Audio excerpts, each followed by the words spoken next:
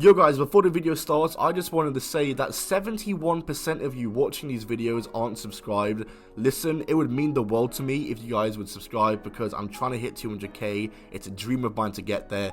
And as well as that, by subscribing, you're going to get to see TNA content, wrestling content, and all that jazz. I've got so many videos planned for December. Like, December is going to be a mad month. So stay tuned for that. And hit the subscribe button and help me get to 200k. But let's get into the video. This video is sponsored by Raid Shadow Legends. Hear more about them in just a second. What's going on guys, it's Tom or Talk to Wrestling and welcome back to another video on the channel. Today we've got a brand new series. Welcome to the dark side of TNA wrestling, where we're going to discuss the 5 most messed up things that TNA ever did. We're basically going to discuss topics that aren't really enough for their own videos. I thought I'd maybe start a series out of this because I love like Dark Side of the Ring, and I thought maybe I could bring a worse version of Dark Side of the Ring to my channel. That's basically what I'm doing. But before we go any further, give me a second to discuss today's sponsor, Raid Shadow Legends.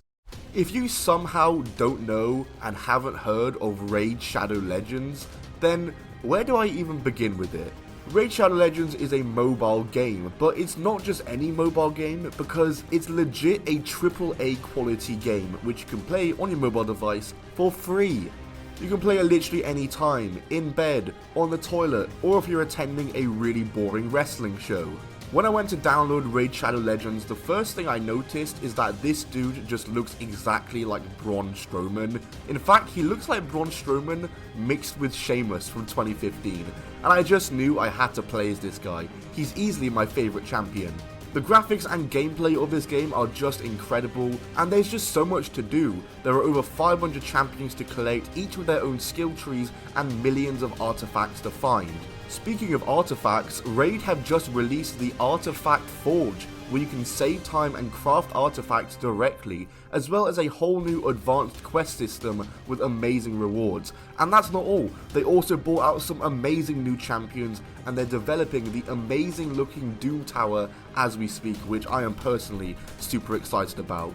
You can find me in the game under my username Top 10 Wrestling, and so make sure to check the links in the description to download the game for free and join me in Raid Shadow Legends. And if you're a new player, you will receive 100k silver and a free champion just over here in your inbox. Only available for the next 30 days though, once you hit those links in the description. So go ahead and do it. But anyways, on to the video. Hey, this is your Olympic hero Kurt Angle, and you are watching Top 10 Wrestling. Oh, it's true. It's damn true.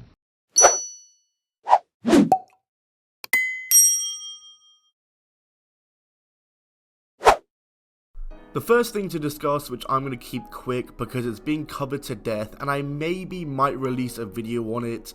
You can probably tell what I'm going to say. I'm talking, of course, about the TNA Victory Road 2011 incident. At TNA Victory Road 2011, Sting vs Jeff Hardy for the world title was scheduled for the main event.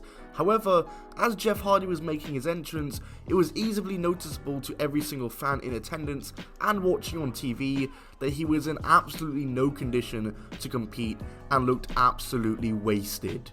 However, he was still sent out there to compete. He was shortly followed by Eric Bischoff, who came into the ring and instructed Sting of the new finish. The match only lasted 90 seconds, was really uncomfortable to watch, and ended with a shoot pinfall because they just had to get the match ended as soon as possible, and that was that. Hardy was off TV for multiple months getting help, but this was awful PR for TNA. It's absolutely awful that Jeff Hardy was sent out there, even if it was a 90-second match and nothing really bad happened. TNA sending him out there was disgraceful, given the condition he was in. The next thing to discuss is the hiring of Kurt Angle. Kurt Angle was hired to TNA under very questionable circumstances. We all know who Kurt Angle is, one of WWE's all-time biggest stars, who would go on to become one of TNA's all-time biggest stars. After Angle left the WWE in 2006, he was quickly snapped up by TNA and would go on to win the world title multiple times, become the inaugural TNA world champion. He'd win the tag titles, X Division titles, even at one point holding every single belt simultaneously. But many fans question whether or not Kurt Angle should have been signed to TNA to begin with.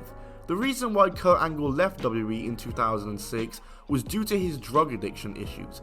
In an interview with Wrestle Talk, Angle said this: "Before I knew it, I was knee deep, more like shoulder deep, into my addiction. I was hiding from WWE, and at that time they weren't testing for medication like they do now. I then broke my neck 2 more times over the next 2 years, and the bad relationship / marriage I was in made me feel alone more than ever. I decided that I could not handle the rigorous schedule of WWE, and I felt guilty about being a liability to Vince McMahon, so I asked for my release and swore I'd get my life together." However, after he was released, he was signed to TNA shortly after, with the schedule of TNA being the main appeal to him. However, Angle was not really able to turn his life around, being in trouble with the law numerous times and finally entering rehab in 2013. And while he was a massive star for TNA and did really great in TNA, and his life was never in serious danger, should TNA have signed Angle so soon after he was released from WWE? While it's great that Angle did eventually turn everything around and enter rehab, etc., which we're all so happy about and always will be, many people do think Angle should not have been on such a large platform so soon after leaving WWE. Next up is a very general topic. Let's just talk about the general mismanagement from TNA and many of their mismanagement woes. First of all, in April of 2015, TNA was accused of not paying its wrestlers on time. At this time, they were in quite a bad place financially, and this is one of the many times where it was being theorized that WWE was about to buy them out. Former Knockouts champion Tara claims she had to spend $6,000 of her own money to promote TNA at her restaurant, and that Dixie Carter knew about it. There's also the infamous story of Taylor Wilde, while she was Knockouts champion, had to work at Sunglasses Hut part-time, with there being a theory the reason why was because she was low paid. And the story also goes that she quit after she was recognized as a Knockouts champion by a customer and she felt so awkward, which is just horrible. There's also been Jesse Neal, who was on food stamps while a member of the TNA roster and claims he made more money working at Walmart than he did at TNA. There are countless other stories like these, but it seems as though since TNA changed to Impact, they've got better in their management skills. Or have they? How about we go ahead and talk about the Killer Kross fiasco. The man we now know as Karrion Kross in NXT originally was in Impact before NXT, signing for them in 2018 and going under the ring name Killer Kross. He wrestled in Impact almost as a monster heel, mainly around the upper mid card, feuding with the likes of Eddie Edwards, Tommy Dreamer and Johnny Impact, whom of which he feuded for the Impact World Championship, never winning it though. Kross was active in Impact Wrestling from June 14th, 2018 until May of 2019, when it was reported that Kross had asked for his release. Supposedly the reason why he had asked for his release was due to contract renegotiations breaking down, in which he asked for higher pay, and he was having issues stemming from the direction of his character and his pay-per-appearance deal that he was on. Impact did not grant his request release at the time. He wrestled one match against Eddie Edwards at Slammiversary and then was never seen in Impact after that and never wrestled again in Impact, and Impact kept him under contract, essentially kind of just keeping him hostage. This also made things very awkward for his girlfriend Scarlett Bordeaux, who was with Impact at the time and making waves there, and she would soon after request her release too because of how Kross was being treated. Impact also apparently tried to get AAA to not use him. The whole thing made Impact look awful, and finally in December, Kross left, and as a result of Impact just being like this, they lost some tremendous talent in both Kross and Scarlett, who are now in NXT. The final thing to talk about is TNA's treatment of Jesse Sorensen. In 2011, Jesse Sorensen was signed to TNA. He was a relatively unknown wrestler, but TNA seemingly saw something in him. He began wrestling in the X Division, wrestling the likes of Jack Evans, Austin Aries, Kid Cash, Zema Ion and others, as well as having numerous X Division title matches but never winning the title, all of this going on throughout 2011. However, in February 2012 at Against All Odds, in a match with Zema Ion, his TNA career would begin to come crashing down. Jesse was unable to continue the match due to injury. Jesse had legitimately suffered a C1 vertebrae fracture with spinal cord edema. I don't know how to pronounce that, by the way, sorry. Serious injuries that could end careers, and he was out for the foreseeable futures. But here's how TNA come into it. According to Sorensen himself, Dixie Carter promised that TNA would pay his medical bills and also told him that he'll always have a job in TNA after he recovers from injury.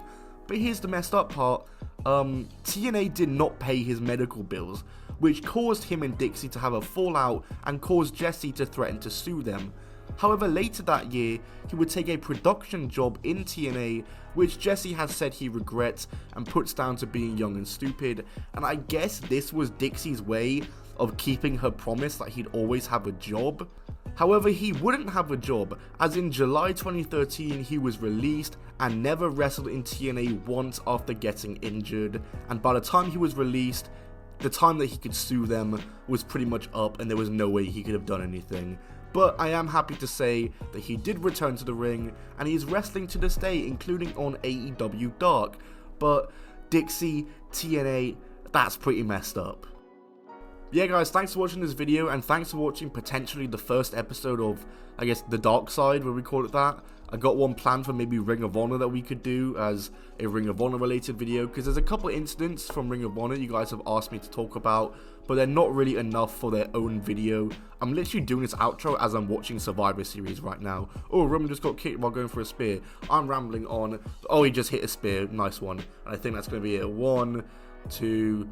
Oh, Drew kicked out. Okay, why am I doing this? Thanks for watching, guys. Like the video. Check out Raid Shadow Legends. Check out my Twitter, Instagram, podcast, Patreon, all that funky jazz. I'll see you all soon. Goodbye, and keep on rolling.